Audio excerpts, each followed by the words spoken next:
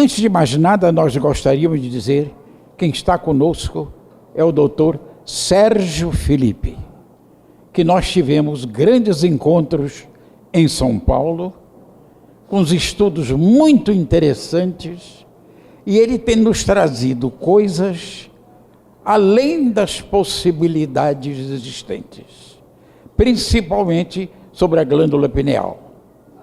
Tanto que me perguntaram uma vez: ô Andréia, você não conhece o Sérgio Felipe? Conheço. Você não sabe, é aquele que chama o doutor Pineal, onde é que ele está? Eu digo, não, ele viceja em São Paulo, num trabalho muito interessante, trabalho bem, vamos dizer assim, aberto, universitário, de busca. Boa tarde a todos. É com muita alegria que me encontro aqui na cidade do Rio de Janeiro com vocês, com o Dr. Jorge Andréa, meu colega e mestre também. Eu me lembro aos meus 13 anos, quando folheava e lia com curiosidade os seus livros, Dinâmica, Psi, Alicerces do Inconsciente, e como fiquei maravilhado na minha adolescência com a ideia dos núcleos de potenciação do DNA. Também o capítulo sobre glândula pineal me chamou a atenção, cruzando os dados com a leitura de Missionários da Luz, de Chico Xavier, André Luiz. E eu me recordo minha adolescência com noites mal dormidas, porque as ideias vinham à mente, corriam fortes, era difícil fugir, muita coisa que vinha na minha cabeça e eu não entendia direito o que era, motivado pelas ideias. Eu dizia, vou estudar medicina para estudar essas coisas que o Jorge Andréa está ensinando nesses livros. Então, quando eu entrei na faculdade de medicina, eu entrei inspirado pelo Jorge Andréa, inspirado pelo André Luiz. Essa é a verdade. E quando eu me formei na medicina, eu também, paralelamente, estudei todas as disciplinas da biologia ligadas à engenharia genética, para ir atrás dos núcleos de potenciação do DNA. Inclusive eu passava as minhas férias aqui no Rio de Janeiro, entre o Instituto Manguinhos e a Universidade Federal do Rio de Janeiro, onde fazia clonagens antes que se falasse publicamente dessas coisas. Me lembro até que aqui nos laboratórios da UFRJ, em conjunto com a USP, eu participei das primeiras experiências de clonagem de engenharia genética. Me lembro que foi feito um vírus com um gene de uma mosca, que eu chamava de virosca. E eu pegava o ônibus com as enzimas de restrição e o DNA, com uma caveirinha desenhada na caixinha, porque eu tinha que levar para o Instituto Manguinhos e voltar para o UFRJ com aqueles clones, não é? Atrás dos núcleos de potenciação que o Jorge Andréa falava nos seus livros. Durante o meu curso de medicina, nós fundamos o Núcleo de Estudos de Espiritismo da Universidade de São Paulo, para trazer um pouco das ideias de espiritualidade para a medicina. Primeiro núcleo que montei na Faculdade de Medicina, pedindo licença à diretoria da FMUSP, me deram uma resposta que me deixou muito feliz. Disseram, aqui na faculdade jamais, só se for no porão. Eu achei boa a ideia. Afinal é no porão que estão os alicerces. E fui ao porão. Passei um domingo e madrugada limpando, tirei os ratos, as baratas, os móveis velhos, as peças de cadáver, limpei, pintei e comecei ali o núcleo de estudos no porão. E assim foi indo. Passaram-se mais de 20 anos por primeiro convite que recebi para dar a aula de Medicina e Espiritualidade no primeiro andar da Faculdade de Medicina da USP. Quando pude falar dos núcleos de potenciação e da glândula pineal formalmente. Mas também, no Instituto de Física da Universidade de São Paulo, abri com o professor Elcio Abdala um projeto Teoria de Campo do DNA, que vocês ainda vão ter acesso pela internet futuramente. Esse projeto Teoria de Campo do DNA foi a primeira vez que eu coloquei os núcleos de potenciação para serem pesquisados formalmente dentro da universidade, Teoria de Campo do DNA. Formamos o projeto, eu e o professor Elcio Abdala, chefe do Departamento de Física e Matemática da USP, e apresentamos para a FAPESP, Fundação de Amparo à Pesquisa do Estado de São Paulo. E me responderam que o projeto era por demais pretensioso e negaram as verbas. E eu pus na gaveta o projeto. Mas ontem já me reuni novamente com a chefia do departamento dizendo, passado muitos anos, ontem reuni dizendo, quero retomar o projeto, e foi aceito a retomada do projeto, para estudar os núcleos de potenciação do DNA. Afinal de contas, desde quando o professor Jorge Andréa falou dos núcleos de potenciação, que é a energia de comando da genética, do gene, até hoje, houve uma mudança na ciência, na genética. Antes se pensava que era o gene que comandava o corpo. Depois se descobriu que o gene precisa de uma ordem de comando superior para ele funcionar, senão ele não funciona. Então hoje se sabe que o comando da célula é epigenético, quer dizer, é superior à célula. Não se sabe de onde vem o comando. Ninguém sabe. Procuraram ao microscópio localizar, não acharam. Devem estar nos núcleos de potenciação do DNA. E nós estamos indo atrás disso. Quero crer que em cerca de uma década chegaremos, com a ajuda do professor Jorge Andréa, lógico. Então, também o assunto glândula pineal, que o Dr. Jorge Andréa reforça nos seus livros, e corroborando, portanto, a afirmativa de André Luiz em Chico Xavier, dizendo é a glândula da vida mental, nós colocamos ao microscópio. Depois vamos mostrar algumas imagens.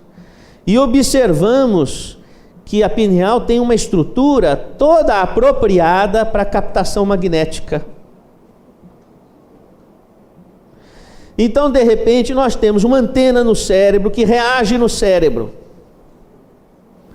Então a nossa mente reage em rede. Ninguém pensa ou sente sozinho. Nós estabelecemos a sintonia. Como você liga o número no telefone celular, conecta. E então, a nossa mente vai além dos nossos pensamentos e das nossas emoções. Tudo que sentimos e pensamos traz consequências em rede e reage sobre nós, para o bem ou para o mal, nos dando a realidade da importância da nossa intenção. É a nossa intenção no amor ou na mágoa, na paz ou no melindre, que determina a nossa sintonia e as trilhas de nosso destino. E toda essa rede magnética encontra uma caixa de ressonância no nosso cérebro, no meio do cérebro, que é a glândula pineal. E de lá vai para as áreas do cérebro. Se a pineal captar uma energia que veio da psicosfera e essa energia reagir no sistema límbico, que é uma área no cérebro, a pessoa tem alterações emocionais. Ela chora e não sabe por que chora. Ela está triste e não sabe por quê. Se reage no hipotálamo, altera a tireoide, altera a suprarrenal, altera os ovários. Reage no organismo, porque é no hipotálamo que há o comando. Reage no sistema nervoso autônomo. O médico vai pesquisar, não encontra uma lógica para aquela hipertensão, para aquela diabetes, para aquele câncer, para aquele distúrbio de tireoide. Onde é que está? De onde veio isso? Falta uma chave. Veio por reagir, a alma reage sobre o corpo, com todas as suas conexões. E o cérebro apresenta estrutura para captar tudo isso por vias magnéticas. É a pineal que você tem no meio do seu cérebro. Se a pineal capta aquela sintonia e vai para o lobo frontal, a pessoa tem uma ideia brilhante, ou uma ideia pessimista, uma ideia negativa, a desestruturar a circulação do lobo frontal.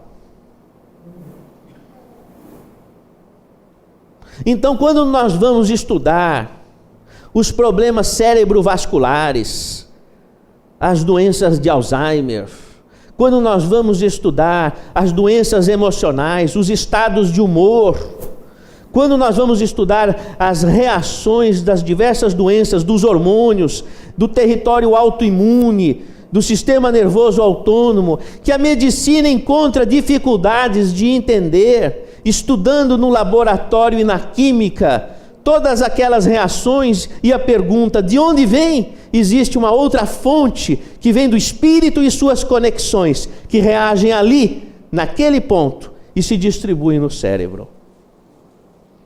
Então, tanto o DNA, que é a química do gene, a química do comando da célula, tanto o DNA recebe o comando do espírito. E esse DNA pode estar impregnado de pontos nevrálgicos da alma, as neuroses, que dificultam o desenvolvimento da célula, num órgão ou do outro, a exigir a medicação e a exigir a transformação do ser. Então, aquela doença, qualquer que seja na química, precisa também ser tratada no espírito. E a lógica se encontra aí. O DNA está aqui na química, mas o espírito reage no DNA, formando núcleos de energia, positiva ou negativa, conforme a tonalidade mental da pessoa. É isso que o Jorge Andréa vai chamar de núcleos de potenciação. Assim também o cérebro. Aliás, Machado de Assis já dizia, em Memórias Póstumas de Brás Cubas: a mente se debruça sobre o trapézio do cérebro. Ou seja, a mente, que é um produto da alma, reage no cérebro, se debruça sobre o cérebro. Aliás, esse livro, Memórias Póstumas de Brás Cubas, é uma psicografia, começa dizendo assim, se vocês bem se lembram: sou um defunto autor. É uma psicografia, não é? Então, esse conhecimento já vem dos idos do século XIX e encontra na ciência moderna amparo. O cérebro é um transdutor do espírito.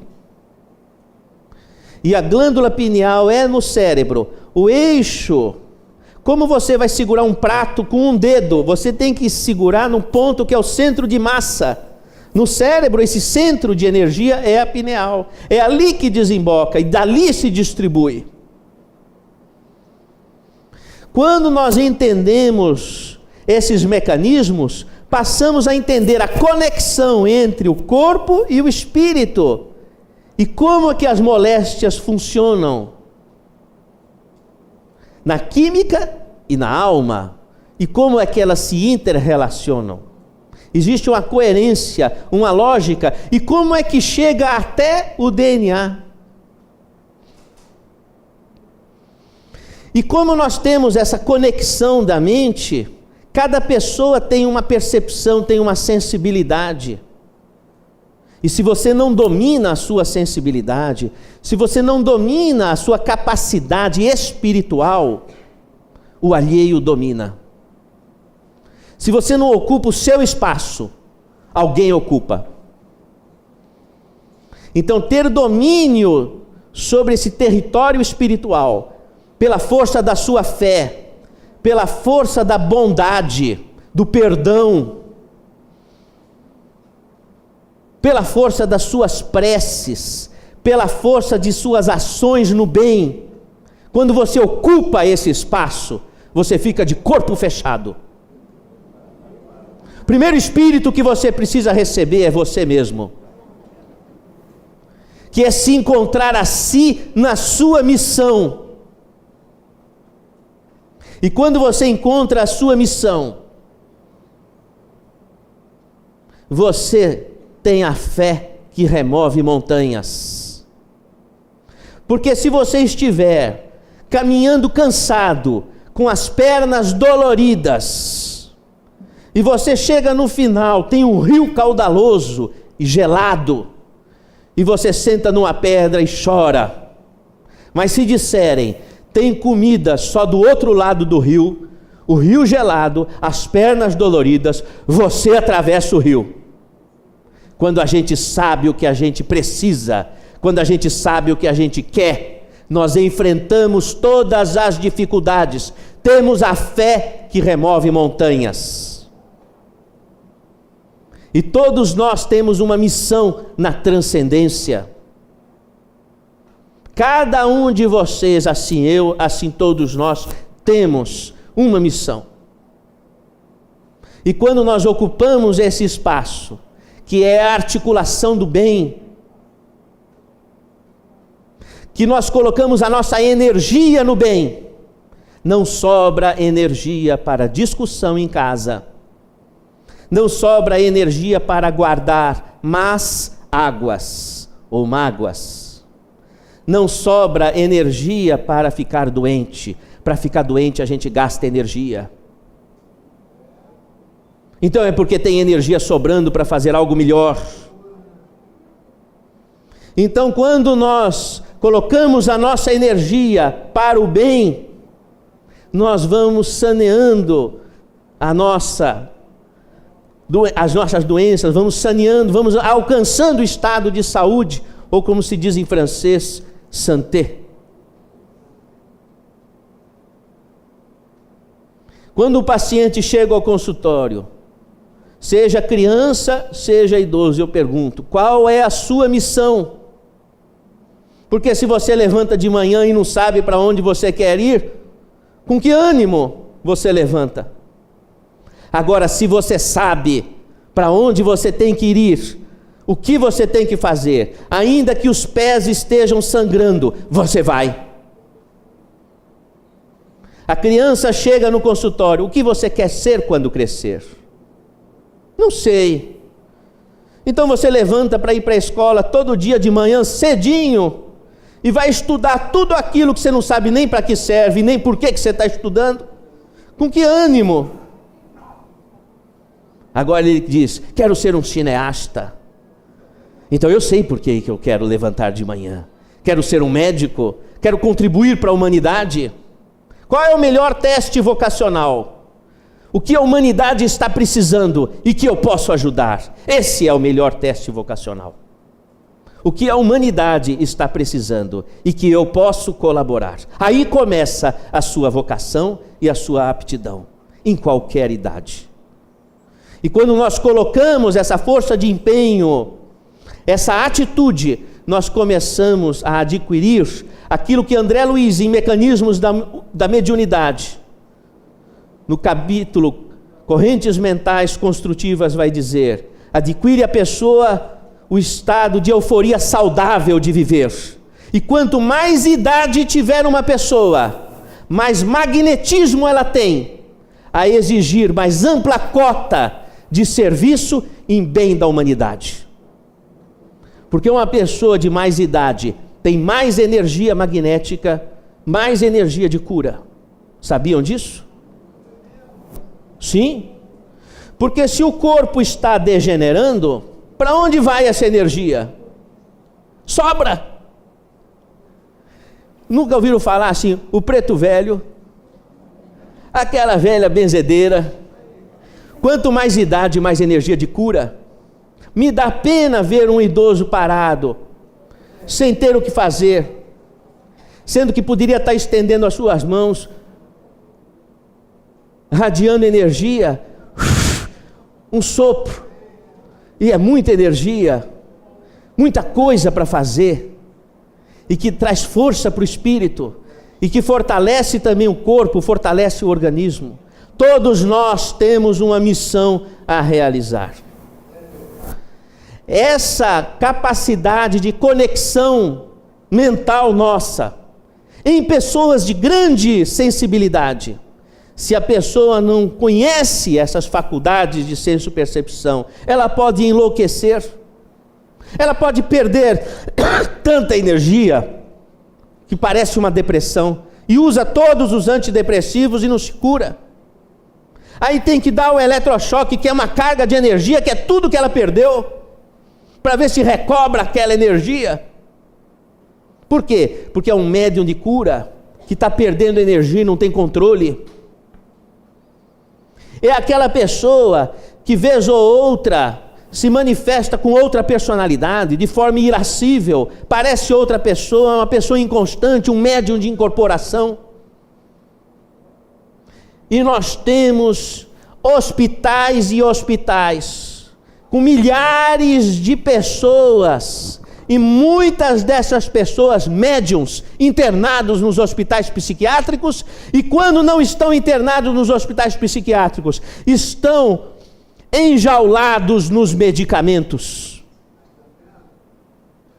E eu não tenho visto os médicos fazerem diagnóstico diferencial entre os transes mediúnicos e as doenças mentais, ou quando há doença mental, onde está o componente espiritual?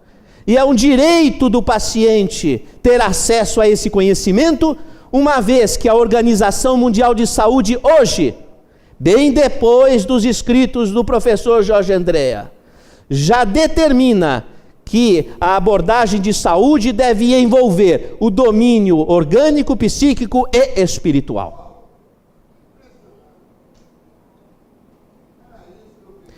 Então, nós temos hoje um suicídio a cada 10 minutos.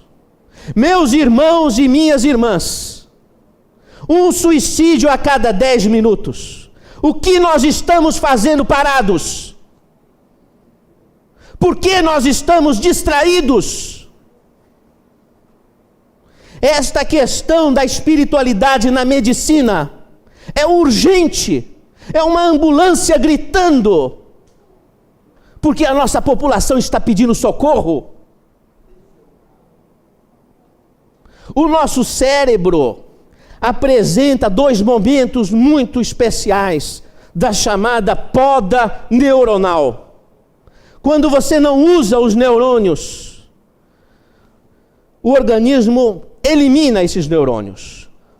O primeiro momento é aos 2 anos de idade, pico das manifestações autísticas, a convidar a medicina e a psicologia a desvendarem os segredos do psiquismo fetal e a convidar a pedagogia a iniciar os primeiros ensinamentos do espírito que reencarna já dentro do útero materno. O segundo momento de poda neuronal é entre a pré-adolescência e a adolescência. Se aquela criança não recebeu com a pedagogia correta as informações, e se não fez os exercícios necessários de espiritualidade, através das manifestações da meditação, da oração e da prática do bem, quando chega aos 12, 13 anos, não tendo usado o circuito nervoso que conecta mediunicamente com a espiritualidade, o organismo varre esses neurônios. Aí acontece um fenômeno semelhante àquele que ocorre nos animais. Quando o animal está doente, ele vai comer a planta que cura aquela doença. É um dos mecanismos de pesquisa da farmacognosia. O orangotango está com dor de estômago, ele vai achar a planta que cura a dor de estômago. O cachorro está com um problema no coração, ele vai achar a planta que trata o coração. Então o pré-adolescente, o adolescente, tendo perdido os neurônios de conexão, ele vai atrás da planta que o coloque em transe. E ele vai para as drogas. Então a prevenção das drogas é trabalhar espiritualidade desde pequeno. Diríamos ensinar trabalho e Jesus até os 3 anos de idade. Para formatar o cérebro. E aí o adolescente não tem necessidade de ir atrás dessas conexões artificiais e negativas. Então o tratamento dessas pessoas deve envolver um resgate desta capacidade. Então, meus irmãos e minhas irmãs, o que nós estamos fazendo parados? Com a sociedade pegando fogo de doentes do espírito. E nós que conhecemos espiritualidade, temos que arregaçar as mãos e colocar esses conhecimentos em prática. Dizia assim: errar sem saber é perdoável, mas conhecer e não fazer já é pecado. Então eu venho aqui, humildemente, convocá-los a um trabalho. Nós estamos fundando a Escola de Medicina e Espiritualidade, Uniespírito. E então, a primeira instituição que abraçou a Fundação Espírita André Luiz, com o Hospital das Casas André Luiz, com 800 leitos, com pessoas portadoras de malformações cerebrais, UTIs e etc., ambulatórios com milhares de pessoas sendo atendidas. Somado a 12 ou 13 hospitais de psiquiatria em São Paulo, somado à Escola de Eurípides Barçanufo de Sacramento, que entra com a Uniespírito, para ensinar os conhecimentos de medicina para as crianças e os adolescentes. Somado ao Hospital Casa do Caminho de Araxá, somado ao Hospital Fogo Selvagem de Uberaba, somado à Casa do Caminho de Angola, na África, com uma escola com 800 crianças, que estamos propondo a metodologia de Eurípides Barçanufo, a maternidade de Angola, o Hospital Geral de Angola, mas as instalações que estão sendo trabalhadas junto à Confederação Espírita da Argentina em Buenos Aires, a equipe da maternidade do Hospital Psiquiátrico de La Rioja, também na Argentina, também a equipe de amigos em Milão, na Itália, e assim estamos trabalhando a Escola de Medicina e Espiritualidade, a Uniespírito. E venho aqui para propor a Uniespírito Rio de Janeiro, arregaçarmos as mangas para levarmos esses conhecimentos para os hospitais, para a ação prática, para as escolas. Eu queria mostrar um pouco do site da Uniespírito, esse na Fundação Espírita André Luiz.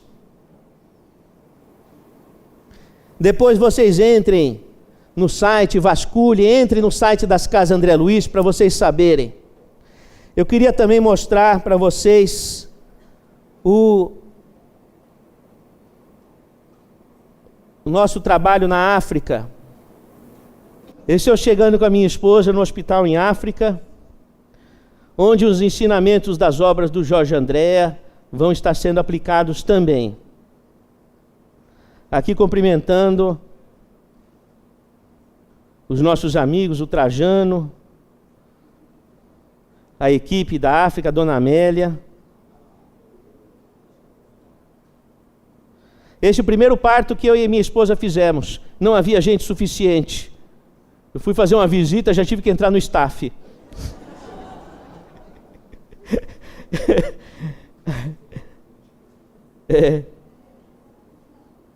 Olha lá. Eu estava um pouco assustado, porque não foi o primeiro. Havia outros. Esse eu estou meio sem saber para que lado eu olho, a gestante do quarto ou a gestante do outro.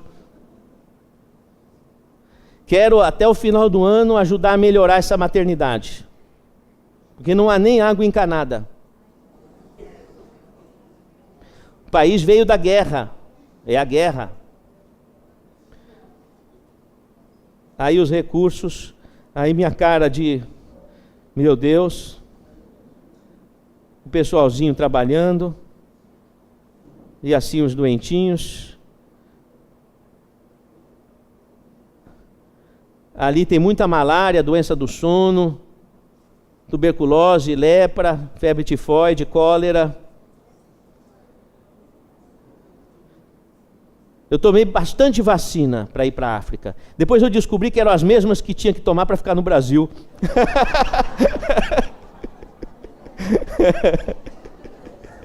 A gente esquece essas coisas, né?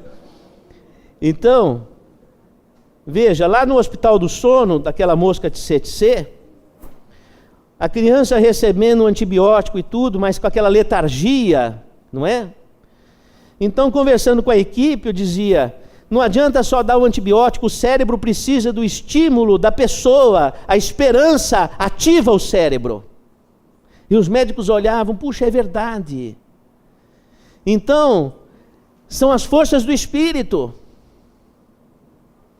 para ver se aquela doença que é incurável se reage. Porque se somar o antibiótico com a esperança, dizer para o paciente, faça uma prece, reavive a esperança, então o cérebro começa a reagir. É o coping. São as forças do Espírito. Os núcleos de potenciação do DNA vão gerando recurso. Então veja como é importante. Pois a Joana, que é uma menina que eu estava acompanhando ali, ela já abriu os olhos e já sorriu. E parecia que estava morta. E os médicos olharam, colegas meus, falaram, pois é verdade isso. Porque quanto mais ela sorri e alimentar a esperança, mais esperança ela tem de vencer o tripanossoma africano. Então veja quanta aplicação tem tudo isso que o professor Jorge André escreveu nos seus livros. E sou eu e meu filho.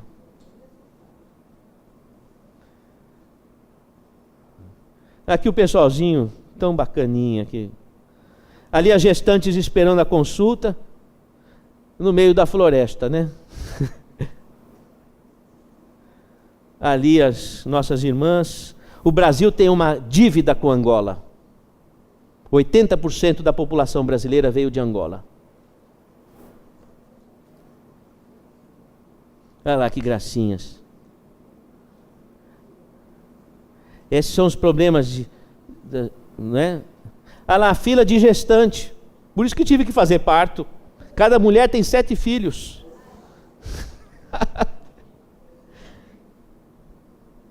Olha lá, o pré-natal é em dupla, tá vendo? A Amélia, que é uma lutadora lá naquelas terras. Ali. O meu filho, a minha esposa. Aqui procurando olhar na farmácia os poucos remédios que tinha, porque era tanta dor, muitas moças no parto. Qual é que é o remédio que alivia a dor? Precisamos equipar essas farmácias. Aqui são estudantes de enfermagem. Olha lá. praticamente adolescentes, prontos para receber o conhecimento de medicina e espiritualidade, prontos. Imaginou que maravilha?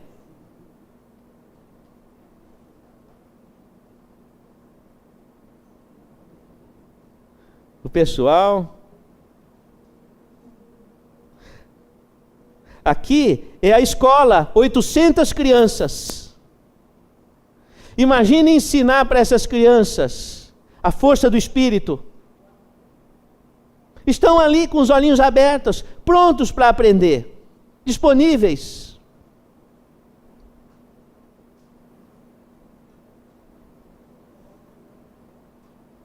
A escolinha de crianças, ali que gracinhas. Prontos para receber o conhecimento, para montar uma sociedade pacífica depois de tanta guerra. Olha lá, que gracinhas. 800 famílias ali. Isso só de uma das unidades da Escola de Medicina e Espiritualidade. Só uma das unidades. No Brasil, na Casa André Luiz, tem 2.500 funcionários, 2.000 mulheres que são enfermeiras, cuidando de 600 pacientes. E são mulheres que vivem naquela região pobre ali de São Paulo, abertas para receberem um conhecimento, e que tem a escolinha de seus filhos ali mesmo no local, isso em São Paulo.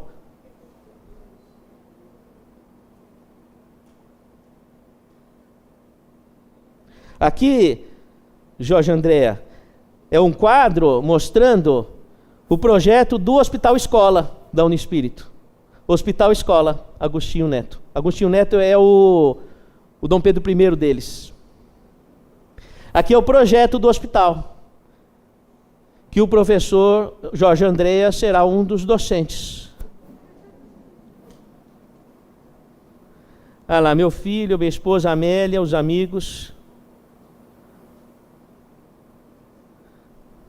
Aqui estamos caminhando. Aqui o terreno onde vai ser construída a universidade, junto a esses baobás.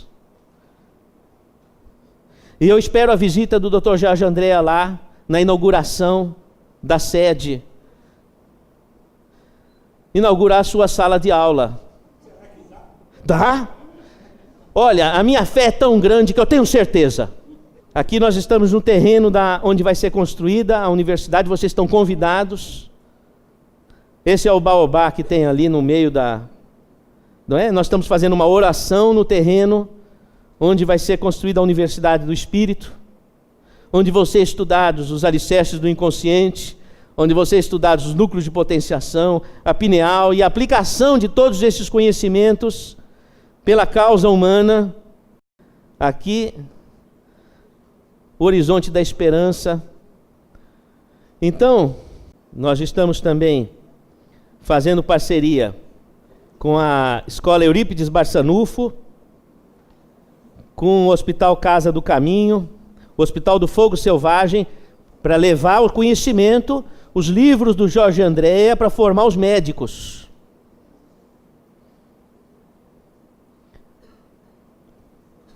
Então, antes de começar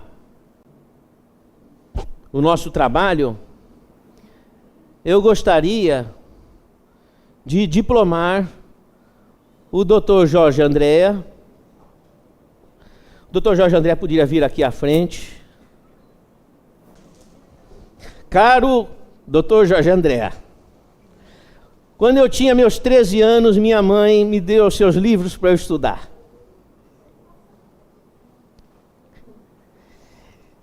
E eu fui estudar. E achei que tudo aquilo era verdade. Agora quero agradecer que fiz medicina estudando seus livros. E agora nós montamos essa Escola de Medicina e Espiritualidade, que é a Unispírito. E através da Marisa, que fez tanta parceria contigo. Marisa, por favor, lhe entrego o diploma de professor emérito, em nome da Fundação Espírita André Luiz, o diploma de professor emérito da Escola de Medicina e Espiritualidade, a Unispírito, com a nossa gratidão.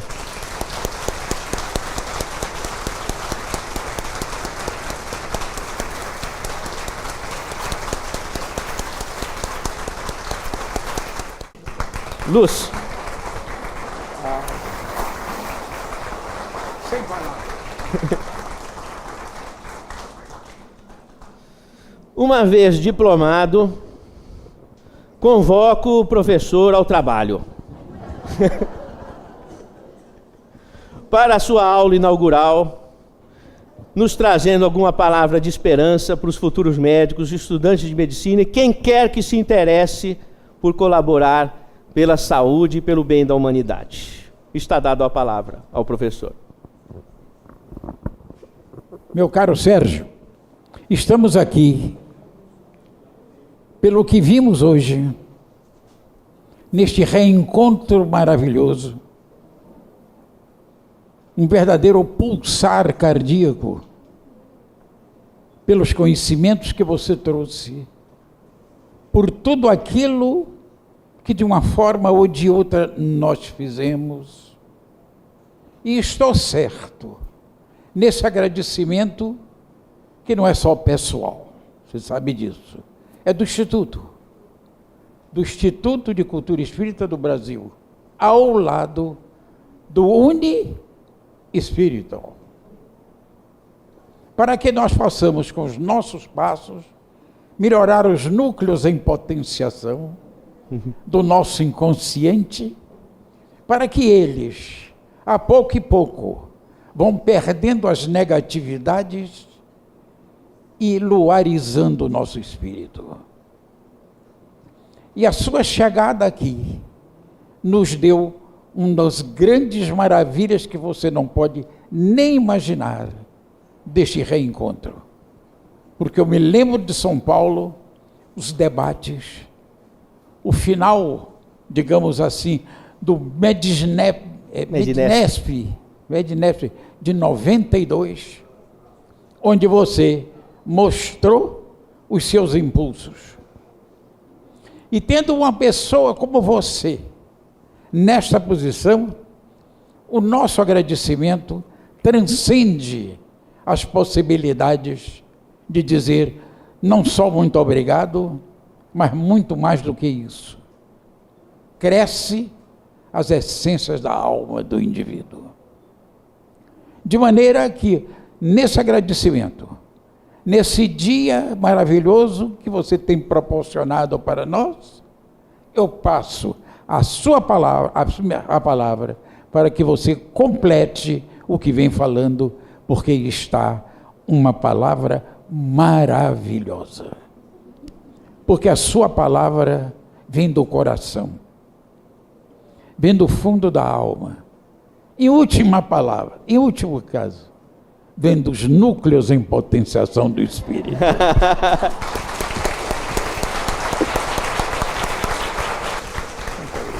Obrigado, Luz. Eu que agradeço. Luz. Eu queria apresentar para vocês, talvez muitos de vocês já conheçam, algumas reflexões sobre essa questão da glândula pineal, que é uma das nossas motivações de pesquisa. Quando a gente fala glândula pineal, na verdade, não é simplesmente um órgão anatômico que nós estamos falando, mas é um conceito, porque a glândula pineal é a parte do nosso corpo que nos relaciona fisicamente com as dimensões do espaço. Por exemplo, a glândula pineal é responsável por todo o controle do tempo no nosso organismo, sabidamente pela ciência convencional. É o relógio do organismo, é a glândula pineal, que vai dizer a que horas que você precisa produzir um hormônio ou outro, uma enzima ou outra, vai coordenar o tempo. Para vocês terem uma ideia, por exemplo, o câncer, o que é o câncer? É quando as células, um conjunto de células, saiu do ritmo das demais. Mas quem controla o ritmo é a pineal. Então alguma coisa vem lá de cima, do meio do cérebro. Houve um descontrole de ritmo. Assim também os transtornos do humor, os transtornos imunológicos, são transtornos do ritmo, fora do equilíbrio. Naturalmente não é a glândula pineal a responsável em si. Como a torneira não é responsável pela água. É apenas o canal por onde a água passa e nos serve. A pineal é essa torneira que capta do além as forças eletromagnéticas que reagem no nosso organismo e na nossa mente. É apenas uma torneira. Mas, por essa torneira, por esse encanamento, nós chegamos em outras dimensões do espaço. Então, quando nós falamos em pineal, nós falamos em conexões mentais. Nós falamos em interação entre o mundo corporal e o mundo espiritual. Lembre-se de que o mundo espiritual, a vida após a morte, é um assunto da ciência, porque a ciência nunca provou o materialismo. Não há um trabalho científico sequer que tenha provado que o materialismo seja realidade existencial. Então, vida após a morte e comunicabilidade com o mundo espiritual é um assunto dentro da ciência. E nós precisamos usar a nossa inteligência para deixar de ficar ajoelhando para o materialismo. Eu contei para os meus amigos hoje no almoço, uma vez que eu estava dando uma conferência, e lá no fundo, um professor catedrático, depois de minha fala, levantou-se e falou: eu quero que você mostre os trabalhos científicos que provam o que você está falando. E eu bem disse ao professor: caro professor, por 20 anos ou mais estudei esse assunto para que eu pudesse fundamentar a minha convicção. Vai estudar. Por que que eu tenho que ficar provando para ele? Porque tem essa história. O espiritualista vai conversar com o materialista sobe no trono e fica: quero que você prove, mas eu não tenho prova nenhuma, mas eu nunca vi evidência, mas eu não sei o que lá. Ora, veja, nunca viu evidência, fique feliz. Fique feliz. O que eu não posso é ver o paciente ali sofrendo no hospital psiquiátrico, sofrendo sem diagnóstico médico, a medicina se atrasando, isso é que eu não posso ver. E tem que tomar também muito cuidado com a seguinte questão: ciência é muito bom, mas eu não quero ficar provando aquilo que a minha bisavó já sabia. Então a minha bisavó já sabia que existia vida após a morte, que se comunica um lado com o outro. Eu já parto dali para frente, para ver se resolve o problema do paciente. Que eu não quero ficar gastando tempo para provar para o materialista que o espírito existe, para depois ele dizer que as provas não foram suficientes e que ele quer mais. E eu deixo de atender meu paciente, de aliviar o sofrimento, porque o melhor catedrático para dizer se o seu conhecimento é verdadeiro é o paciente sorrindo dizendo que melhorou, é a criança sorrindo dizendo que aprendeu. Esse é o melhor diploma catedrático. Então essa escola, ela não vem fazer uma ciência para Hollywood. Ela vem fazer uma ciência para o bem das pessoas e a transformação do bem das pessoas e da comunidade. A comprovação da verdade se dá pelo resultado. Não é porque 5, 6 professores disseram que os cálculos estavam com a estatística correta ou não, que vão dizer. Isso as universidades materialistas já têm competência para fazer. Então nós vamos aplicar o conhecimento. E não quero discussão teórica, ficar floreando a vaidade, empavonando o saber. E a atitude de servir e ajudar alguém é ótimo para derrubar a gente do pedestal. Você acha que sabe? Quando você vai aplicar o que você sabe para ajudar a pessoa, como a doença não leu o tratado de medicina, ela puxa o teu tapete e fala: você não sabe nada. Então, o conhecimento deve estar regado à atitude de compaixão e de auxílio. Quando você auxilia, estende sua mão, porque você sabe que a mão e o coração têm a mesma origem embriológica, é o primeiro arco branquial, de lá nasce o coração, nasce a mão. Nunca sentiu o coração na mão? É um sinal atávico das origens embriológicas, e você vai estender sua mão, estender seu coração, arregaçar, trocar fralda, carregar no colo. Uma pessoa que não carrega no colo uma criança mais que uma semana já começou a ficar neurótico. Uma semana sem carregar uma criança no colo já começa uma neurose. Nós temos milhares, milhões de crianças abandonadas e órfãos. No Brasil e no mundo nem se fala. E por aí vai, idosos, doentes no hospital. Eu já vi no Hospital das Clínicas, adolescente minguando sozinho num leito, depois de uma anemia profunda devido a uma leucemia, aguardando um transplante, de uma família que veio lá do Nordeste, e ele está sozinho porque a família não pode vir visitar.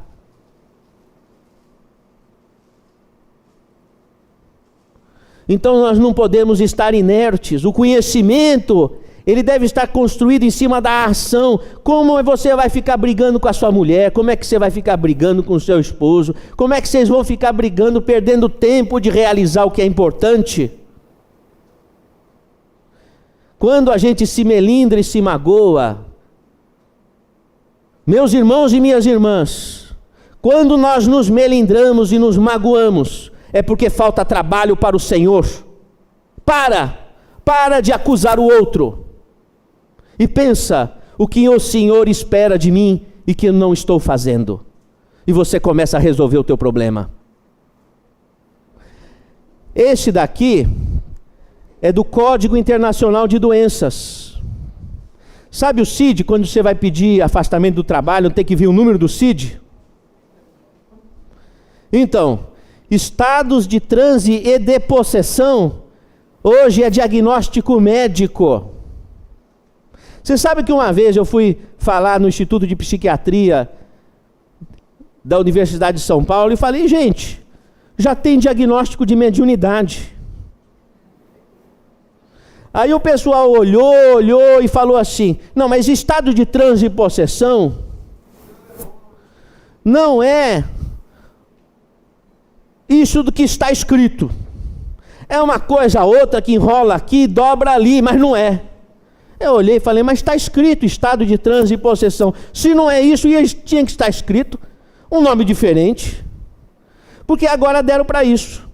Tem um diagnóstico no Código Internacional de Doenças e diz que isso daí não é o que é. E eu não entendo.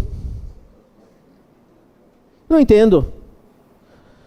Depois diz assim que a medicina não admite a obsessão espiritual. Estado de transe e possessão é o quê? Aí disseram que é o que não é. Eu falei, como é que pode? Se tivesse lá no Nordeste, ia dizer, é o facão e a jaca. E é isso. Pronto. Não é? Então vamos deixar de lero-lero. Já está admitido. Está escrito aí. Vai dizer o que é, não é? Como é que é isso? Então, hoje precisa de ver aquilo que chama comorbidade. Comorbidade é, no problema que você está vivendo, qual é o componente espiritual que entrou a parte mediúnica? Naquele diagnóstico de esquizofrenia, onde está o componente mediúnico? Do transtorno bipolar, daquela epilepsia, daquela diabetes, daquela hipertensão difícil de tratar, daquele alcoolismo? Onde é que está o componente? E precisa de orientar o paciente, para ele entender. Passa pelos tratamentos espirituais, mas tratamento espiritual não pode ser para a eternidade. Você tem que ver quando é que a pessoa precisa começar a trabalhar. Ontem eu recebi um paciente de 30 anos, usuário de droga. Usa crack, usa cocaína, bebe. Os pais são espíritas. Nasceu ele no centro espírita. Como é que chegou nesse ponto? Mas eu olhei para o menino, um menino bom. Um menino envolvido por uma situação que ele não sabe de onde ele vinha. Não sei o que aconteceu, mas não sei segurar. E faz tratamento, e faz tratamento, e faz. Com 30 anos, começou com 14. E eu disse aí aquele menino, chega. Você não vai mais fazer tratamento espiritual. Eu vou te preparar. Em 2 meses você está trabalhando numa sessão, como médium de cura. Porque se ele não ocupar a percepção dele para o bem, ela fica aberta para o alheio. Ele já conhece espiritualidade, ele precisa estar trabalhando ali. E há muitos casos assim. Eu tenho um rapaz que é muçulmano. E ele caía na rua, se contorcia, isso é uma possessão. Vai fazer tratamento espiritual na sala de tratamento, se contorcia, desobsessão, os espíritos apareciam, tudo. Assim que eu percebi que ele entendeu, porque eu expliquei muitas vezes, passou uns 3 meses, coloquei ele na sessão para trabalhar, com orientação, psicólogo junto, dirigente de sessão junto, ali, amparando. Foi uma quebradeira janada.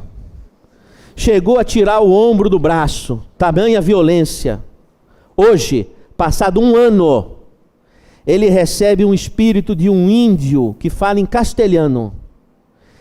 E sob o domínio daquele índio, ele doutrina as entidades na sessão, com uma sabedoria impressionante. E quando ele, por algum jogo de questões espirituais, quando é o caso, ele reza em árabe, porque ele é muçulmano. Mas cai na rua e tem contorções como acontecia? Não. Ele está aprendendo a dominar o fenômeno.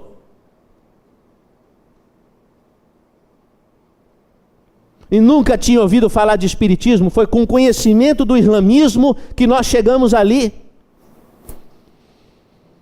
Está escrito, o espiritismo está presente em todas as religiões, em todas as culturas. Se nós formos buscar, nós vamos encontrar. E você vai trabalhar de acordo com o conhecimento que a pessoa tem naquela direção.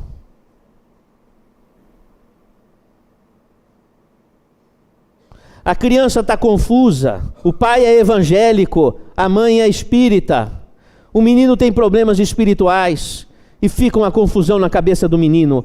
É evangélico, é católico, é espírita. Fala, chega menino, chega. Não importa se é católico, espírita, você sabe o que é fraternidade? Não sei. Não sei o que é fraternidade. É amizade. É esse jeito que eu estou conversando com você, que você está gostando. Amizade. Ah! Mãe, ensina para o seu filho valores. Tira o rótulo. A verdade está naquilo que te leva a fazer o bem. Ali está a verdade. A verdade está naquilo que te leva a fazer o bem. E nós temos que respeitar o estágio de cada pessoa. A nossa missão é oferecer o conhecimento para que cada um possa pegar a sua porção, fundamentar a sua verdade para fazer o bem. Essa é a referência. E nós vamos ver, portanto, em tantas culturas, esse diagnóstico. Imagine esse menino muçulmano indo para um hospital aqui da UERJ, da UF, que são excelentes, mas sem abordar a questão, como é que vai resolver o problema? Quantos existem com esse problema? Veja a nossa responsabilidade. Eu não estou aqui debatendo ideias. Eu estou representando o pedido de socorro de milhões.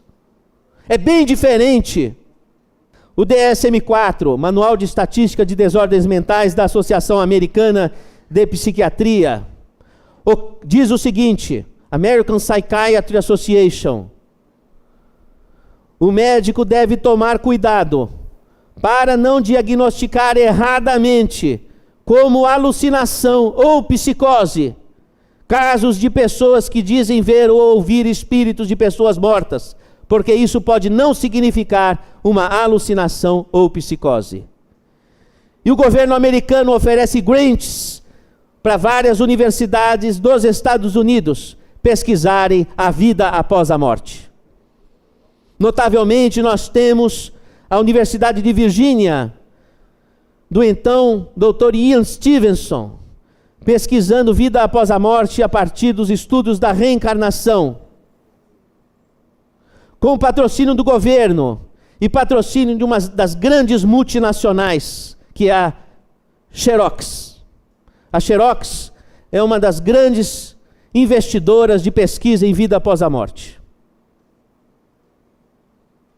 Também nós vamos encontrar com grants do governo americano, Universidade do Arizona, Laboratório de Pesquisa de Vida após a Morte, do Dr. Gary Schwartz, com o qual estivemos em Washington conversando, com inúmeros trabalhos publicados. Hoje existe mais publicação científica sobre espiritualidade e medicina do que os efeitos do exercício físico na saúde.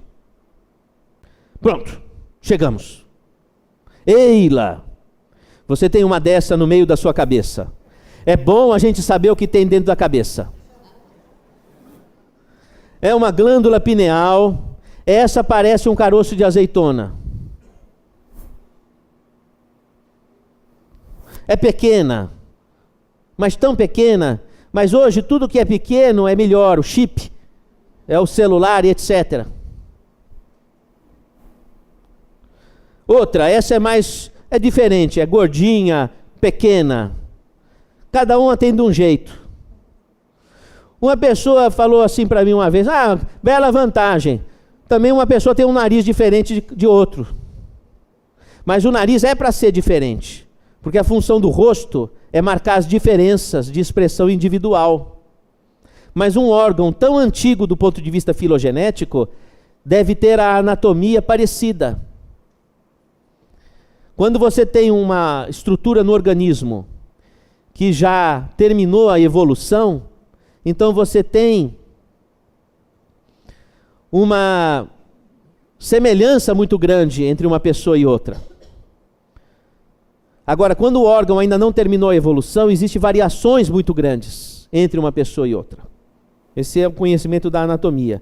Cortando ao meio a pineal, nós vamos encontrar esses crocantes. Você está vendo um crocante?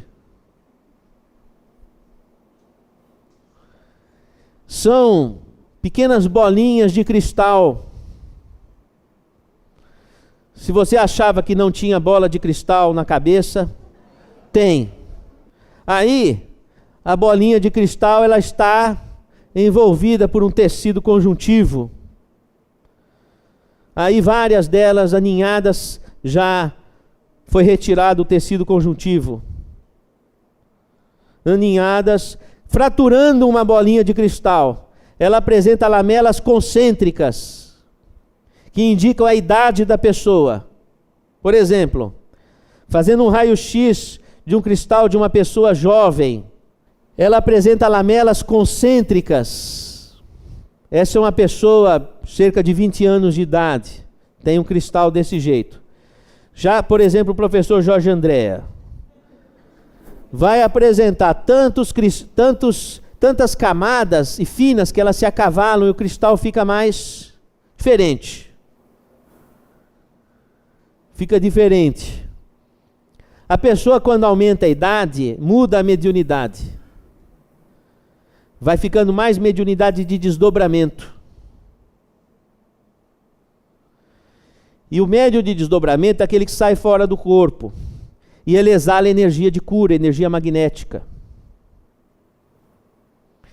Por exemplo, o Chico Xavier, quando ele começou a ficar mais de idade, ele não recebia mais o espírito. Ele saía do corpo e entrava em contato e escrevia o que era ditado para ele. Diferente. A mediunidade vai se tornando de desdobramento até o desdobramento final, o que é natural. Aqui uma moça que tinha depressão, pessoa que tem dominância do fenômeno de desdobramento, quando você faz a tomografia, não aparece cristal. Essa tomografia, cadê o cristal? Não está. Porque não tem muito pouco.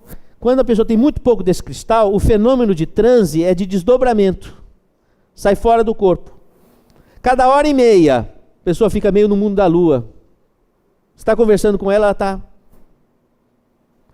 Então, quando desdobra, sai energia. A pessoa se sente bem perto dela, mas ela fica desgastada. E aí dá uma... Primeiro, aquele ectoplasma que sai, a pessoa fica muito perceptiva, sente o que o outro sente, sente o ambiente. Às vezes tem receio de ficar no meio de muita gente. Tem medos que não sabe explicar. Depois a energia acaba e dá um shutdown, uma queda, ela sente como fosse uma depressão. Porque acabou a energia. Aí ela vai no médico, o médico vai dar um antidepressivo. Tá certo, tem que dar. Alguma coisa tem que ajudar. Biopsico, sócio espiritual. O bio tem que trabalhar. Mas ela fez essa lista para mim com as letras dela, alguns remédios estão escritos certos, outros errados. Chegou no consultório assim: doutor, é o seguinte, eu já tomei fluoxetina, Prozac, o Efex, o Rivotril, o Evutria, a Ritalina, o Lítio, o Pondero, o Zoloft, o Pamelor, o Anafranil, o Cipramil, o Triptanol, o Diomil, o Cymbalta, Lamictal. A sugestão final foi eletrochoque. Quando o paciente chega no suprassumo do bagaço da laranja, aí ele vai lá no consultório. Aí, o que acontece? Quando a pessoa tem desdobramento, ela solta energia, essa energia que ela tem, aumenta a interação mental, ela fica quase que enlouquecida. O organismo protege a pessoa puxando essa energia. Quando puxa essa energia, vai para a via calórica, ela engorda, sem saber por que engordou, porque não comeu tanto. Você vê aqui, ó, quando ela tomou o Anafranil, ela engordou 20 quilos. O Anafranil não tem caloria para engordar. A engorda veio porque recolheu o ectoplasma, foi para a via calórica e o organismo usou aquilo. Quando não engorda, forma tumor, mioma, forma pedra, cisto de ovário, cisto hepático, cisto renal, cisto de tireoide. Começa a formar formações ectópicas. Ou sangra, tem metrorragias, colite ulcerativa. Todo esse pessoal, na nossa hipótese de trabalho, apresenta uma dominância desse fenômeno de desdobramento, que são médiuns de cura. A pessoa dorme, tem bruxismo, tem tanta energia que os músculos ficam mordendo, ou as pernas ficam mexendo. Tem sonhos vivos, premonitórios às vezes. Acorda de manhã cedinho, 5 da manhã, disposto, fala, mas está muito cedo, vai deitar, levanta às 7 cansado. Fala, que coisa estranha, se eu acordei às 5 disposto, como é que eu dormi mais 2 horas, agora estou cansado? Vazou todo o ectoplasma.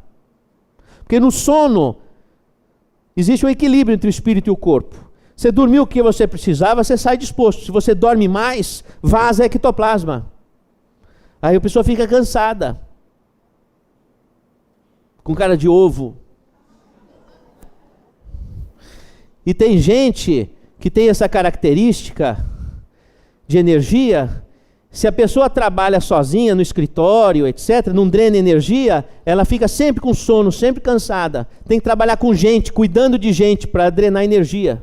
Aí, veja como essa pessoa tinha cisto de mama, ó, tecido fibroglandular, cisto simples de mama esquerda. Aí, ó, cisto de ovário, com sangue. É toda essa... Está sobrando energia. Aí, esse é o desdobramento, saída fora do corpo. Aqui está no mundo espiritual, os amparadores da pessoa. Aqui a mitocôndria, dentro da célula.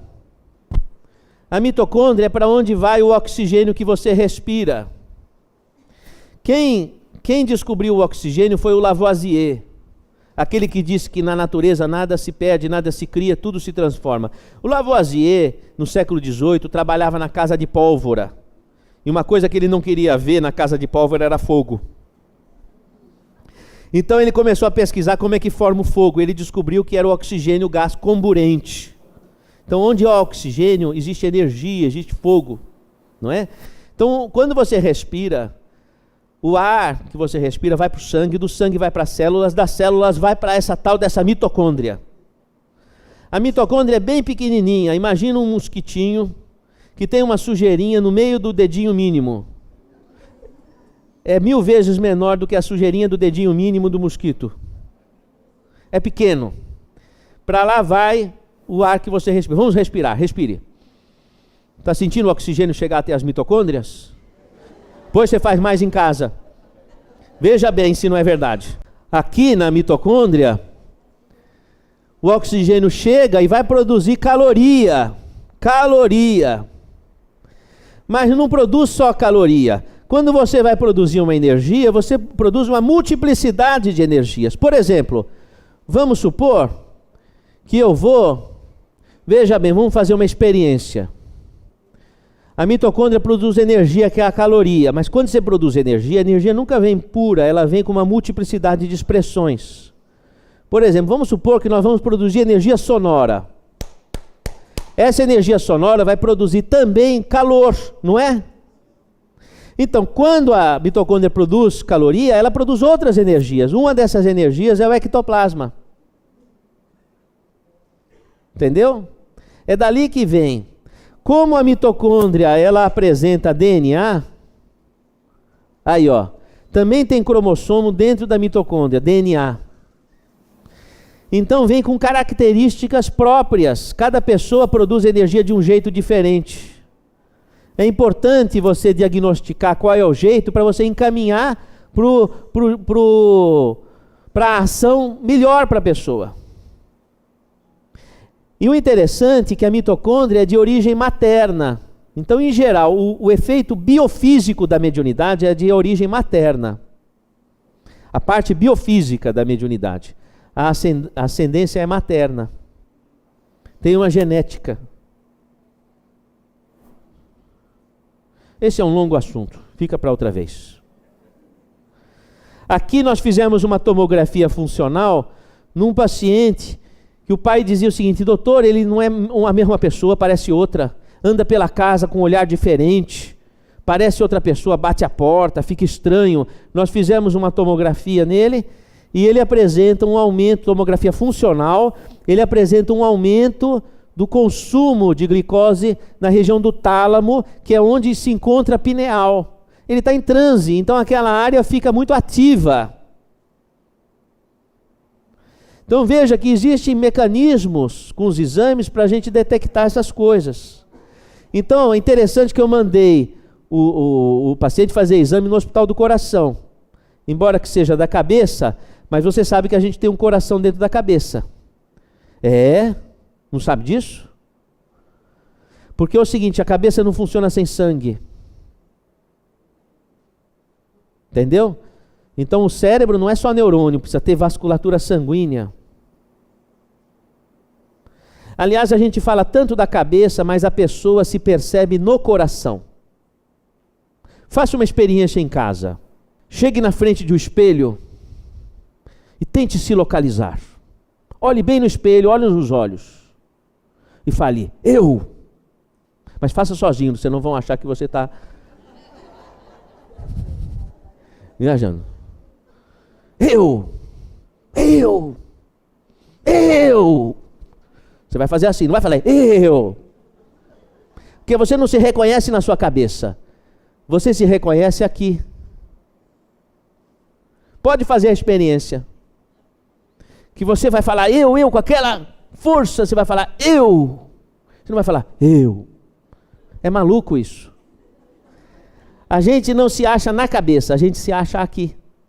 Mas se você for no embrião, no comecinho, cerca de 15 a 20 dias, depois que virou os olhos, Depois da lua de mel,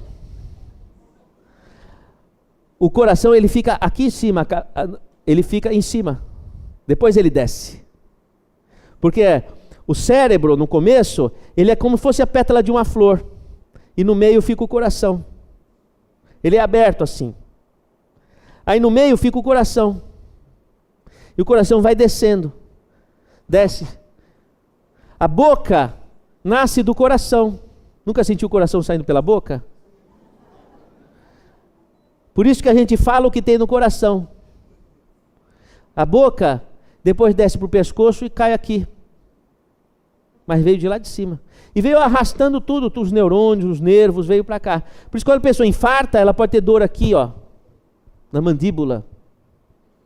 Dor no braço, porque o braço nasce do coração também. Então, a gente tem um coração no meio do cérebro. Então, quando você vai pesquisar o cérebro, como ele funciona, você pesquisa pelos vasos sanguíneos. Que o pensamento chega no cérebro pelos vasos. Quando você pensa ou quando você sente, você vai abrir a circulação das áreas cerebrais que você está usando. Se você está lembrando de algo, então a circulação da área da memória aumenta. Fazendo uma brincadeira conceitual, uma pessoa que só faz fofoca, a área da fofoca no cérebro fica cheio de vaso sanguíneo, chega a fazer músculo. A pessoa fica com uma capacidade incrível de cultivar a língua bífida. Você vai forçar no seu cérebro a circulação do que você alimenta no espírito, nos sentimentos. Então ativa a circulação. E então é pela circulação do cérebro que chega o seu sentimento e o seu pensamento. O André Luiz vai dizer no Mecanismo da Mediunidade, que a energia vital, que é a força do espírito, chega através do sistema hematínico, que é o sangue. Então, gente, é o seguinte, por exemplo, você sabe que a simbologia da cruz do Mestre Jesus tem muita sabedoria. A cruz representa o seguinte: o madeiro horizontal é o horizonte dos nossos problemas. E o madeiro vertical é a solução que aponta para a luz. Todo problema é uma cruz. É o problema em si, sustentado pela solução. Só que nós estamos acostumados a olhar só para o madeiro horizontal. Então, a capacidade de enxergar a solução do problema, nós não utilizamos isso e o cérebro fica com a circulação deficiente na capacidade de solucionar problema. Mas se você, cada problema, cada pessoa difícil, você entender, é uma cruz. Alguém pensou assim, nossa, aquele estrupício, vou ter que pensar nisso. Então, é o madeiro horizontal, é o problema. Lembra, a solução está sustentando esse problema. E você faz um exercício de encontrar uma solução, você vai ativar a circulação do seu cérebro, ativando os neurônios que te levam a perceber a solução. É exercício. Agora, se você vê o problema e você reclama, se queixa, falando sempre a mesma ladainha de reclamação, o seu cérebro se fortalece na reclamação. É ou não é? A área da reclamação, da queixa, do negativo fica vigorosa, cheia de sangue vivente ali. Então o cérebro, ele responde com o aumento da circulação nas áreas que você ativa pelo que você cultiva dentro de você. Fui claro nessa questão da relação entre o cérebro e o coração? A gente, meus amigos, minhas amigas, queria lembrar de vocês uma coisa que o André Luiz avisa. Um hospital que uma pessoa está doente, precisa haver educação mental. Porque se a pessoa está doente, aquela doença vem para avisar ela do que ela tem que transformar dentro dela. É um aviso. E a pessoa precisa se perguntar: o que eu preciso mudar de mim? Essa doença está me chamando para o quê? E aí, com essa pergunta e um esforço, a mente se abre para a pessoa chegar no ponto. E chegando no ponto que precisa transformar, e transformando, a doença não tem mais propósito. Agora, se ela está no hospital, chorando a doença e revoltada, imagine isso, aumenta a ferida. Não pode um hospital não ter educação mental. Porque a circulação vai responder à tonalidade das suas intenções, do que você focaliza. E eu não vejo nos hospitais nenhuma orientação dessa para os pacientes. Então o que nós estamos fazendo sentados aqui? Eu até falo na Associação Médico Espírita: chega de congresso, vamos trabalhar. O pessoal sabe disso, está fazendo. Já estamos no ponto bom. Todo mundo, não é só médico. Porque para ensinar essas coisas não precisa ser médico. A minha bisavó já sabia disso. Então, veja que interessante. Ele vai diagnosticar estudo tomográfico por emissão de pósitron, sem evidência de anormalidade. Discreto aumento de metabolismo regional em tálamos, que é a região da pineal. Ele percebeu que tem uma diferença. O que o radiologista vai falar? Ele escreve embaixo: variação do normal, interrogado. Ele não sabe o que é mediunidade. Vem uma interrogação. O que é isso? Não é doença, mas também não é normal. É a mediunidade. Detectada no exame. Esse daqui é a mesma coisa que eu fiz nos Estados Unidos. Um aumento do sangue aqui na região da pineal. E na região occipital, porque era clara evidência. No caso, sem o aumento da circulação no córtex, a crítica da razão. Sem a crítica da razão. Aqui, o paciente apresenta o cristal da pineal. Está vendo aqui? Pessoa que aparece na tomografia esses cristais, na minha hipótese de trabalho, eles têm a mediunidade de incorporação. Puxa! Então aumenta a pressão arterial, aumenta o fluxo sanguíneo da cabeça, aumenta o pulso, a pessoa sente taquicardia. Aí eu mandei fazer um Doppler, olha lá, ó. Doppler, aumento da velocidade de fluxo, acompanhado de índice de pulsatibilidade normal, sistema carotídeo bilateralmente com especial aumento de velocidade da cerebral média. Sistema vértebro-basilar, elevação de velocidade de fluxo. Ela queixava de dor de cabeça, aumentava a pressão arterial, mas não dava para dar antihipertensivo, porque quando passava, caía a pressão. E a dor não melhorava com remédio. O que está acontecendo com essa moça? Ela está entrando em transe de incorporação. Ela começou a psicografar. Melhorou. Então eu não estou falando da minha cabeça, eu estou vendo no exame. Então, espiritualidade na medicina não é somente você ir no consultório médico, depois tomar água fluidificada e passe.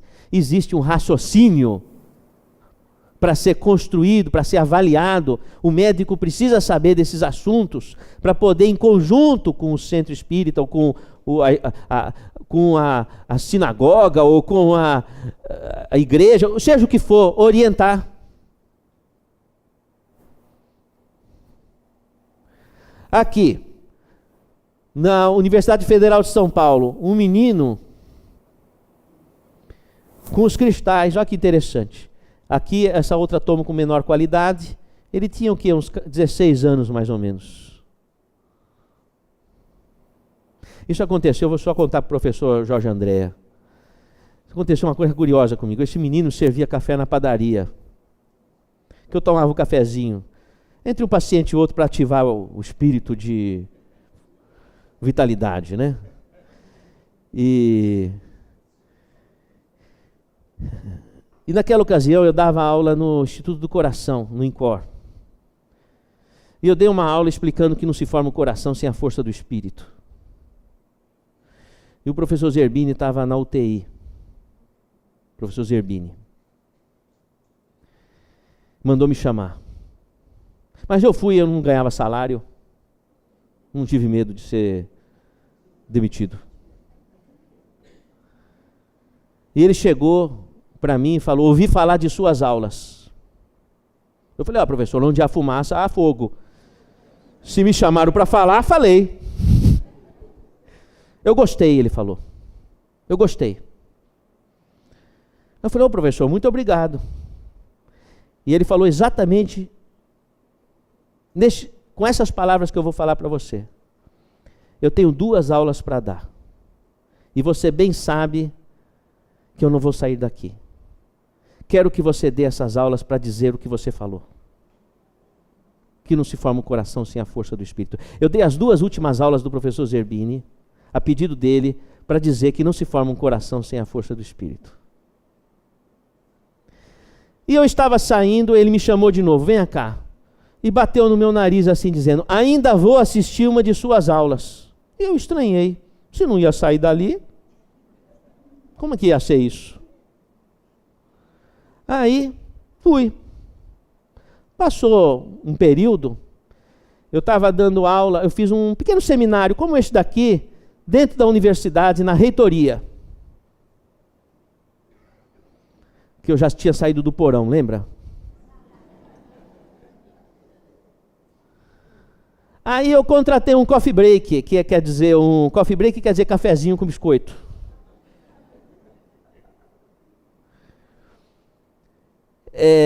E aí, lógico que eu chamei o rapaz da padaria para fazer, que ele já me serviu o cafezinho, ele veio fazer o coffee break.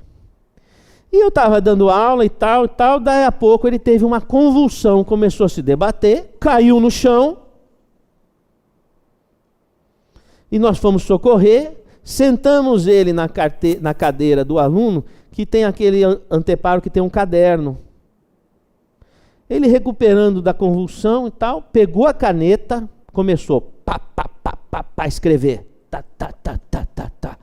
O pessoal parou assustado, porque foi uma coisa assim vigorosa, sabe? Escrevendo. Assina embaixo: Zerbini.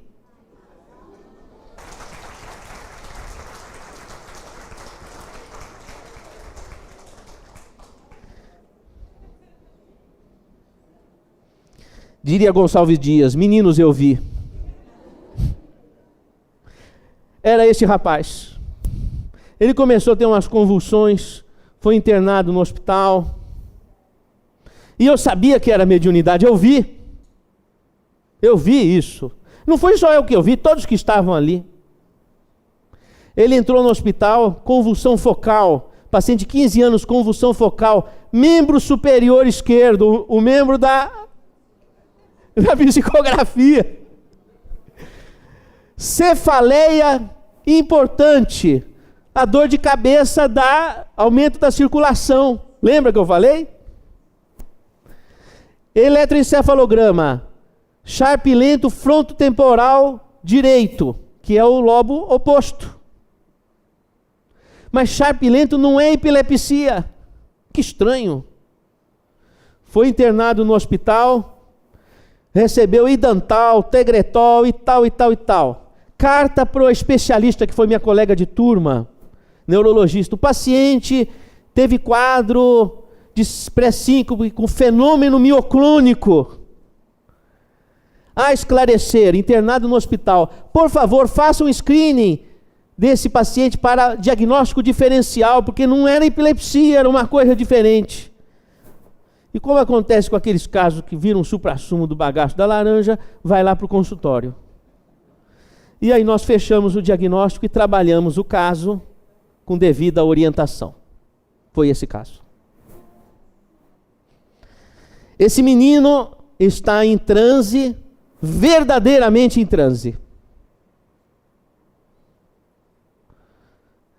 Daqui a pouco ele vai começar a falar e já não é mais ele, é um professor de medicina conversando comigo.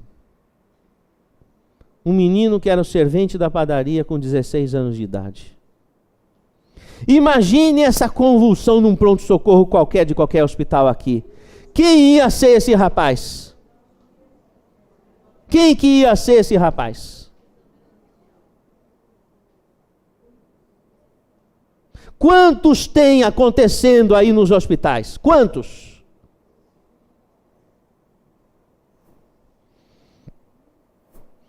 Então, queria novamente fazer esse alerta, essa questão de medicina e espiritualidade. Não é uma discussão fosfórica de ideias. Essa questão de medicina e espiritualidade é uma ambulância apitando, pedindo socorro. Esses escritos do Dr. Jorge Andréa, os escritos da obra do André Luiz, são escritos médicos, são receitas que visam a prestar socorro para essa ambulância apitando. Veja a nossa responsabilidade.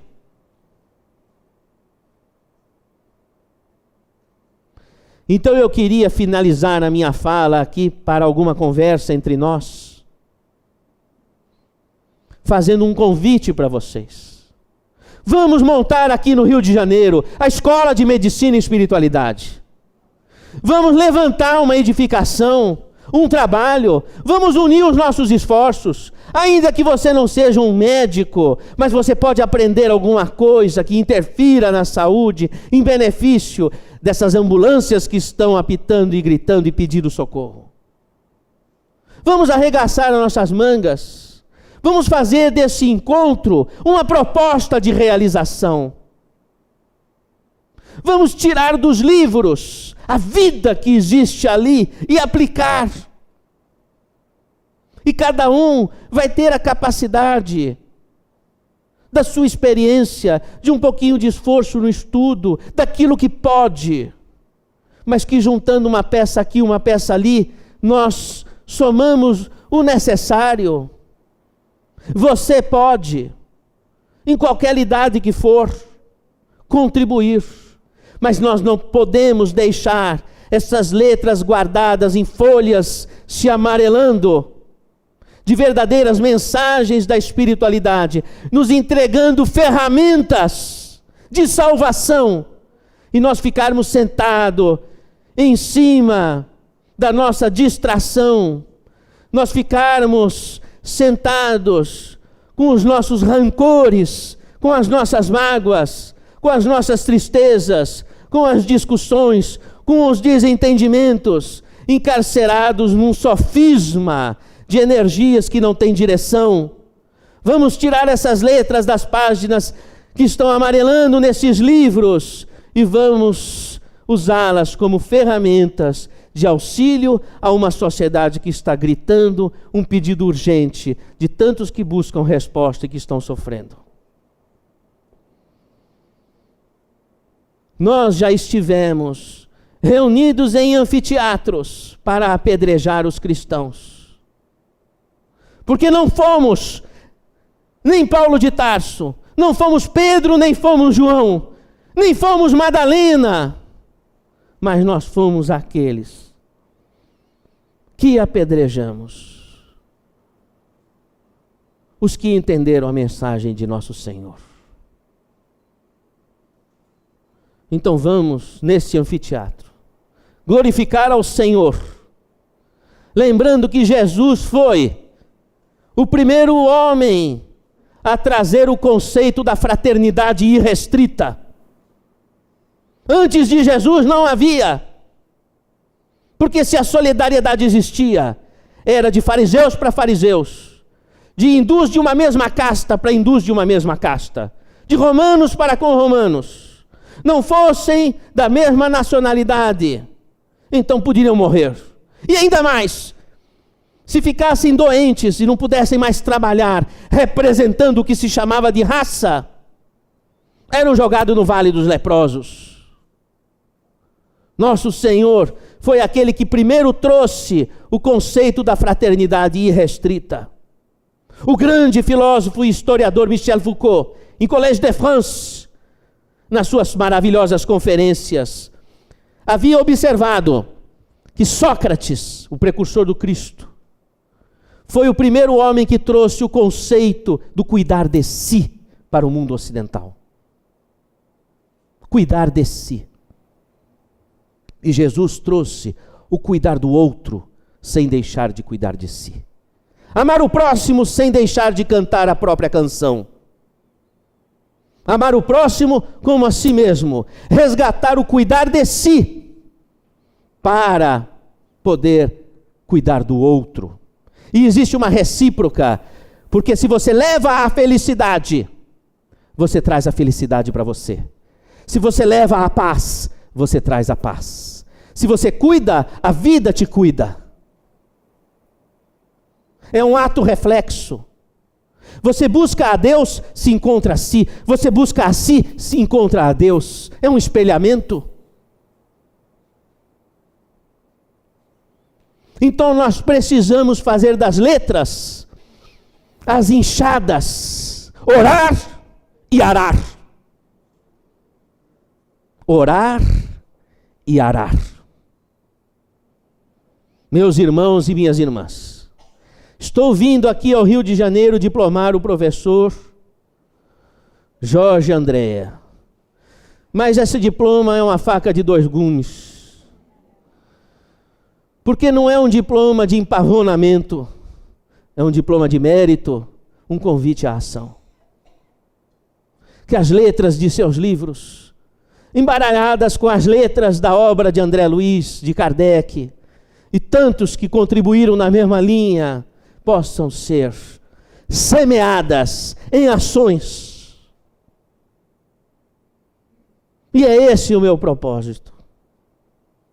E eu voltaria a dizer aqui, finalizando esta fala para algum debate, dizendo: errar sem saber é perdoável, mas saber e não fazer é um erro muito grave. E nós estamos sabendo. Vamos juntar os nossos esforços ao tempo de cada um, ao que cada um puder. Gostaria de voltar aqui em reunião de cúpula, no petit comité, para discutir um projeto que depois possa ser compartilhado. Vamos arregaçar nossas mangas, vamos levantar um ideário que possa transbordar para os hospitais dessa cidade e servir de paradigmas para tantos outros de tantas nações que se irmanem no ideal do bem e do amor. Muito obrigado pela atenção, estou à disposição para um debate.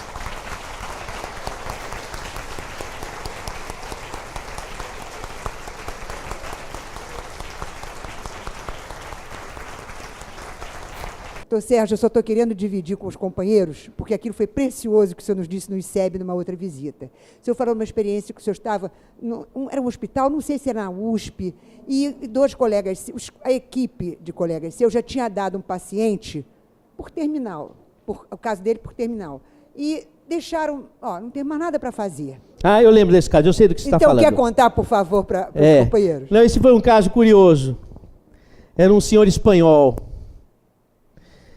E eu trabalhava num hospital privado, e eu era soldado raso da enfermaria, vamos dizer assim. E chegou um senhor caquético quer dizer bem magrinho, pele e osso. E azul não é bom para medicina. E com falta de ar horrível, tal, levei para a UTI imediatamente e já fiz uma traqueostomia. Para voltar à respiração. Rapidamente fiz um raio-x, era uma pneumonia dupla. A ausculta já havia me demonstrado, me deu a extensão da pneumonia. Comecei antibiótico e tal. Precisava se alimentar, que ele estava sem comer. Fui passar uma sonda nasoenteral, não passava. Coloquei no tomógrafo, tinha um tumor de base de cérebro comprimindo o esôfago. Ixi! O negócio estava sério. Não passava. Não dava para alimentar. chamei a equipe de cirurgia para fazer uma gastrostomia. Vieram os cirurgiões, o anestesista. Olha, a gastrostomia não pode fazer sem anestesia. A anestesia ele vai morrer se fizer. Falei, puxa. Leva para o quarto, dá soro, morfina e espera, porque não tem o que fazer. Levamos para o quarto. Eu estava ali arrumando o lençol, arrumo o pé, arruma tal, cabeça, a enfermeira está ali comigo. Aí o paciente fez assim, me chamou, apontou o estômago. Falei, ô senhor, o que o senhor está... O senhor está querendo que faça gastrostomia? O senhor ouviu a nossa conversa? Falaram que o senhor era surdo? Ouvi. Aí eu falei, mas se fizer a gastrostomia o senhor morre. Ele fez assim. Eu falei, é verdade. É verdade. Aí, eu sempre aprendi uma coisa importante. Na hora da dúvida, reza. Por que existe a dúvida? Para você lembrar que você não é Deus. É porque às vezes a gente quer ser Deus, quer que tudo aconteça do jeito que a gente quer. E se não acontece, a gente fica ansioso. Querer ser Deus traz ansiedade. É melhor querer estar com Deus, é diferente. Então na hora da dúvida, é para você fazer parceria com Deus. Você faz o possível, deixa para Deus o impossível. E eu segui essa linha. Sentei na minha mesinha de prescrição, fiz uma oração. Me veio uma ideia, falei, puxa vida, vou chamar um oncologista e vou conversar com ele. Chamei, meu amigo, qual é a atitude heróica para salvar a vida desse senhor? Ele precisa, pelo menos ele precisa comer. Se ele comer, já dá para começar. Ó Sérgio, a sonda não passa, não dá para fazer a gastrostomia. Só se você der um diurético que enxuga o tumor, aí você passa a sonda, mas ele vai morrer de pressão baixa. Aí eu falei, estou satisfeito, porque Deus me deu um QI de 140, não foi à toa. Eu não preciso dar diurético. Veja, um paciente que está sem comer há vários dias, ele não tem proteína. Se ele não tem proteína, o sangue sai dos vasos e incha. Pessoa que não come proteína incha. Inchou o tumor. O que eu vou fazer? O que eu peguei? Peguei plasma de sangue, tuchei na veia dele. Plasma tem proteína e tem célula de defesa, não é? Tal. Olha, passou no final do dia, ele tomou a aguinha onde estava a seringa que limpava a sonda uretral. Falei, o senhor tomou a aguinha, ainda bem que tomou. Olha, ele tomou a aguinha, se ele tomou a aguinha, ele vai tomar uma sopa. Chamei a nutricionista, começou a se alimentar. Mas voltou a ficar coradinho, voltou e tal. E a família falou, mas doutor Sérgio, já providenciamos tudo, que história é essa? Não ia morrer? Avisaram que ia morrer? Eu falei, pois é, mas não morreu. Puxa, será possível isso?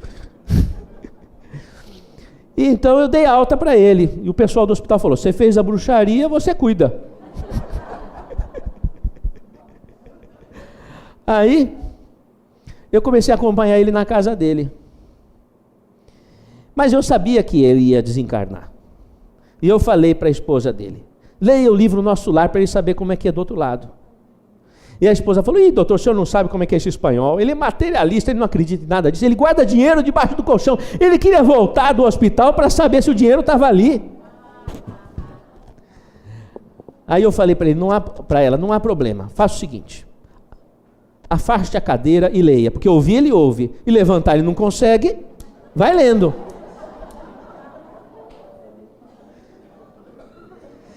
E a gente se comunicava por bilhetinho, porque ele não falava, né? Não tinha cordas vocais ali para falar. Então passaram 6 meses, exatamente 6 meses. Ele já tinha escrito o bilhetinho daquela visita. Disse para mim, doutor, agora estou preparado para ir. No dia seguinte ele teve um mal-estar, levei para o hospital, ali ele desencarnou.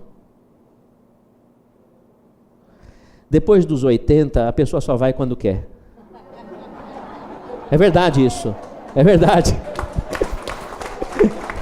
Bom, meu nome é Débora Alves dos Santos Fernandes. E como o professor Jorge André foi seu mestre, você também foi o meu. Eu lhe conheci quando era estudante de medicina. E hoje sou professora de medicina da Universidade Federal do Estado do Rio de Janeiro. Professora de homeopatia. A minha pergunta é sobre a homeopatia dentro dessa história. Mas eu gostaria de colocar aqui que me coloco à disposição para a Universidade do Espírito, Sim. tanto como professora, como participante também do Núcleo Espírita Universitário de nossa universidade, Hospital Universitário Gafreguini. Puxa, muito bom, Estamos viu, aqui gente? à disposição. Que bom. Você foi uma força inspiradora, vocês dois. Muito obrigada. Obrigado. Que bom, viu? Que bom. Vamos arregaçar a manga, viu, gente? Sérgio, eu sou professor da UFRJ, mas sou da área de engenharia. Eu fiz engenharia biomédica. Como engenheiro, eu passei 1 ano de tempo integral dentro da faculdade de medicina. Então, tenho uma noção do que é. Eu gostei, e aliás, fascinado pela leitura do Jorge André sobre a glândula pineal. E eu me lembrei que da minha época, quando eu fiz os cursos de medicina, em 1971, me chamou um pouco a atenção o nódulo sinoatrial, que é tido como origem dos estímulos para o feixe de Ir para o coração. Então, me pareceu, gostei muito disso, e sempre fiz, em função dessa sua palestra também, das leituras do Jorge, a coisa do estímulo, que também não sai dali. Na realidade, são, na minha visão, emanações eletromagnéticas que são traduzidas no nódulo sinoatrial e, a partir dali, fazem o coração pulsar. Eu queria que você fizesse um comentário sobre isso. Sabe, o amigo sabe que o coração, ele tem... O embrião, ele é formado a partir de 3 folhetos, o ectodérmico, o mesodérmico e o endodérmico. O folheto mesodérmico, porque o embrião primeiro é como se fosse 3 folhas abertas, ectoderme, mesoderme e endoderme. A ectoderme vai dar origem à pele e ao sistema nervoso e órgãos sensoriais, inclusive os nódulos do coração, os nódulos elétricos. Então existe uma conexão entre a atividade sensorial, a atividade nervosa e o nó sinoatrial, que é o marcapasso elétrico do coração. Então, os dissabores da alma levam a descompasso do coração. Se for pegar a literatura, vai ver, o coração descompassou depois daquela emoção, não é? Por quê? Você se emociona, o coração acelera.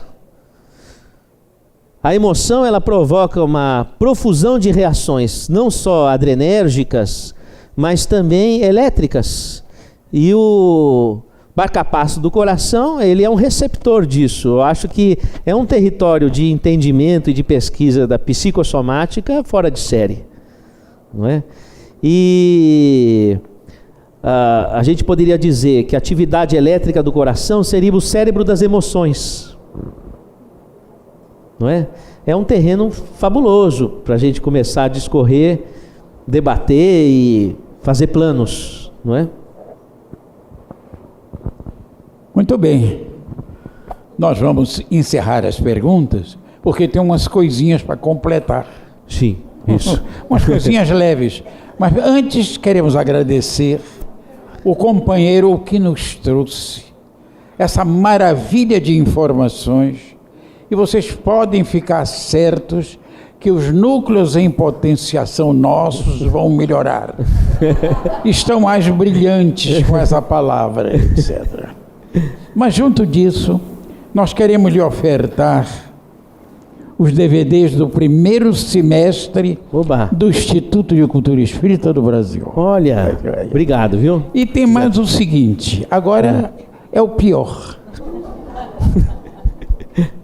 Um livrozinho nosso antigo, Retalhos Psicológicos, que são repetições, rememorações do que já escrevemos aqui ou ali. De maneira que quando você tiver um tempinho assim muito leve, no voo, sem nada a fazer, você mexe aí com os núcleos de O professor mandou estudar. Ele quer dizer isso. E uma última... Obrigado. E uma última informação. Nós vamos pedir a segundo presidente a que chegar aqui, pegar este quadro nosso e colocar no Instituto de Cultura Espírita do Brasil, para chamar a atenção de tudo aquilo que nós ouvimos, do que podemos fazer, do que devemos fazer, em busca de um dia melhor para todos nós. Muita paz. Muita paz. Mas ainda luz. tem uma coisa qualquer. Olha, gente, eu não queria quebrar o protocolo, mas por uma coincidência do destino, eu havia solicitado essa reunião com o Jorge Andréa, com vocês. Falei para minha secretária, veja com eles que o único dia que eu tenho é dia 10 de agosto, depois está tudo comprometido. Não tenho outra data para vir. Aí ligou, você não pode, vai ser difícil. Daí a pouco ligou de novo, pode. E veja que coincidência interessante, é o dia do aniversário do Jorge Andréa. Amigos de Ideal Espírita, muito boa tarde. É uma satisfação, uma honra estar com o nosso doutor, professor e cientista espírita. 97 anos de existência, trabalhando e formando novos alunos, como é o caso do doutor Sérgio Felipe, que veio brindar a todos nós aqui com uma linda palestra, um seminário espiritual espírita, né? De medicina espiritual, melhor dizendo, de uma formosura que a gente lá de fora, né, está aqui tomando uma palhinha, porque o salão está cheio, mas está com muita energia. Então a gente quer trazer essa singela homenagem ao nosso professor Correia Espírita. Homenagem ao Dr. Jorge Andréa dos Santos, por sua valiosa contribuição ao jornal Correia Espírita desde a sua fundação, há 8 anos, e pela passagem dos seus 97 anos de vida. Niterói, 10 de agosto de 2003.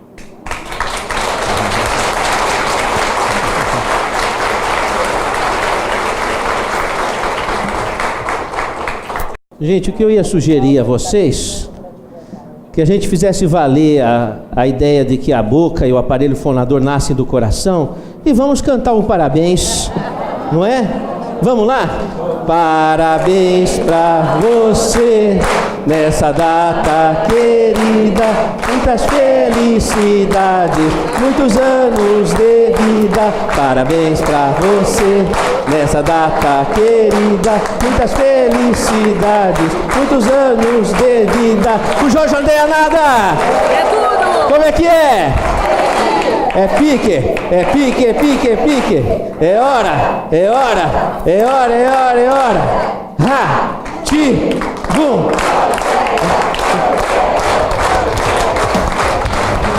Feliz aniversário, viu?